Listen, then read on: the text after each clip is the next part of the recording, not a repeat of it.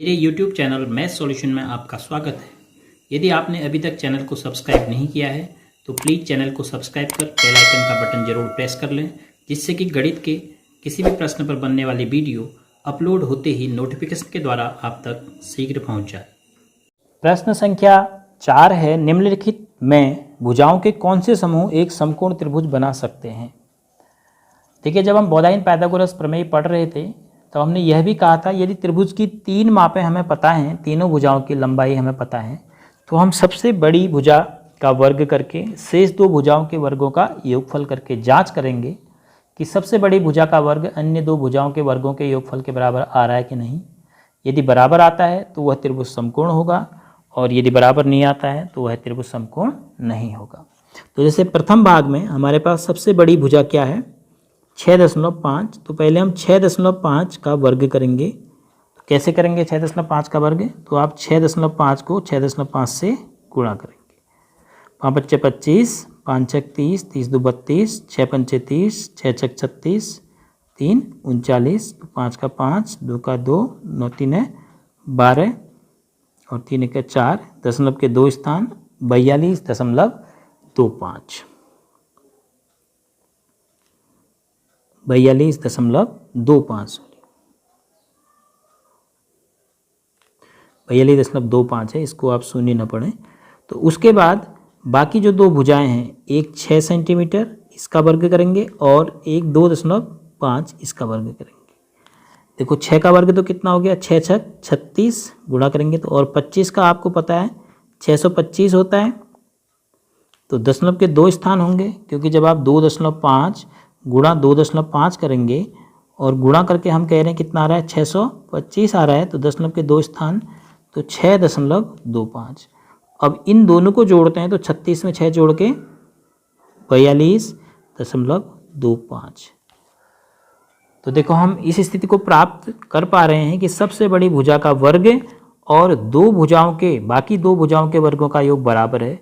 तो आप लिखेंगे चूंकि 6.5 का वर्ग बराबर है 6 का वर्ग धन 2.5 का वर्ग, इसीलिए यह समकोण त्रिभुज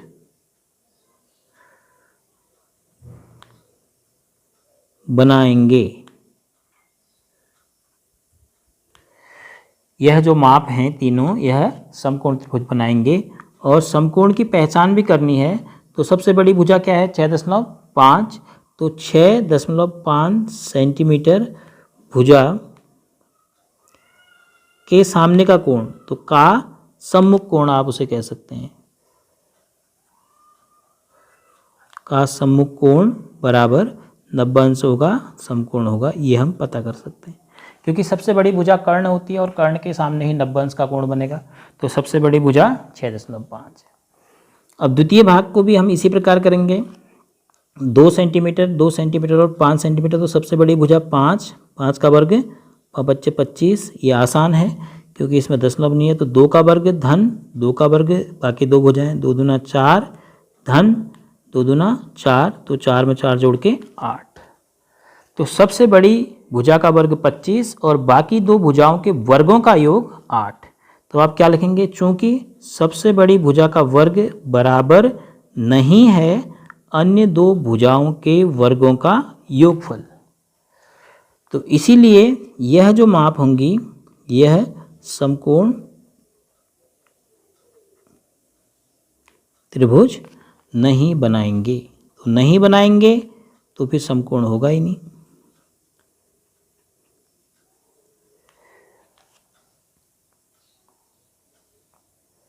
तीसरा भाग है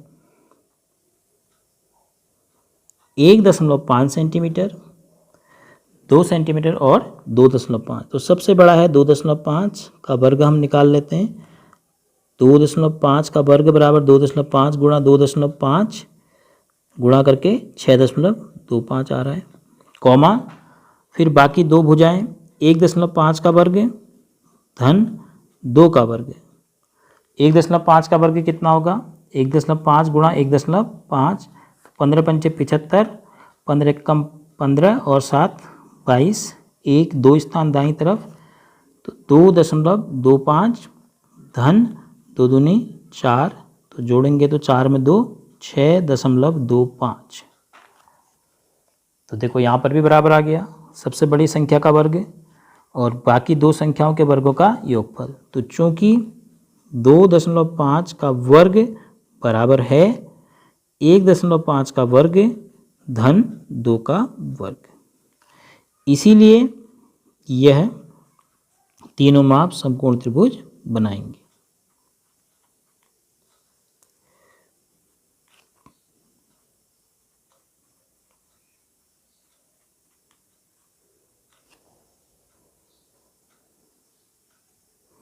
और समकोण कौन होगा? सबसे बड़ी भुजा कौन है? 2.5, तो 2.5 सेंटीमीटर भुजा का सम्मुख कोण बराबर समकोण अर्थात कितने अंश का? 90 अंश का। तो कोई भी तीन माप आपको त्रिभुज की दी हैं तो आप उन तीन मापों के आधार पर बता सकते हैं कि त्रिभुज समकोण होगा कि नहीं होगा, और यदि समकोण त्रिभुज बनेगा तो कौन से सिर पर या किस भुजा के सम्मुख कोण समकोण होगा।